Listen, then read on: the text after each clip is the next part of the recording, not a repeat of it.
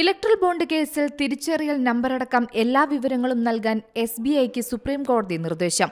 കോടതി ആവശ്യപ്പെട്ടാലേ എല്ലാം വെളിപ്പെടുത്തൂ എന്ന നിലപാട് അംഗീകരിക്കാനാകില്ലെന്ന് ചീഫ് ജസ്റ്റിസ് വ്യക്തമാക്കി.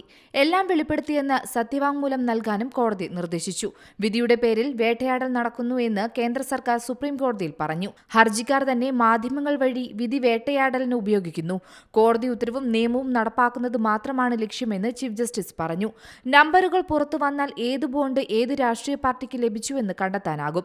ഇലക്ട്രൽ ബോണ്ടിന്റെ വിശദാംശങ്ങൾ വെളിപ്പെടുത്താൻ ഫെബ്രുവരി 15-നാണ് സുപ്രീം കോടതി SBIയോട് ആവശ്യപ്പെട്ടത്.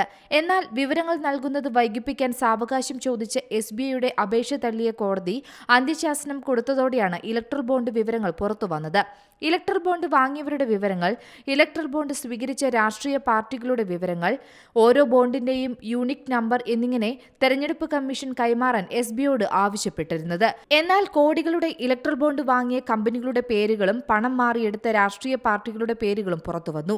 പക്ഷേ ബോണ്ടുകളുടെ നമ്പർ SBI കൈമാറിയിട്ടില്ല. ഇത് മനസ്സിലാക്കിയ സുപ്രീം കോടതി ബോണ്ടുകളുടെ നമ്പർ സമർപ്പിക്കാൻ SBIക്ക് വീണ്ടും നിർദ്ദേശം നൽകിയത്. News desk C Malayalam news. പുതിയ വാർത്തകളും വിശേഷങ്ങളും ഇനി വിരൽ തുമ്പിൽ. എല്ലാ ഡിജിറ്റൽ പ്ലാറ്റ്ഫോമുകളിലും ഇപ്പോൾ സി മലയാളം ന്യൂസ് ലഭ്യം.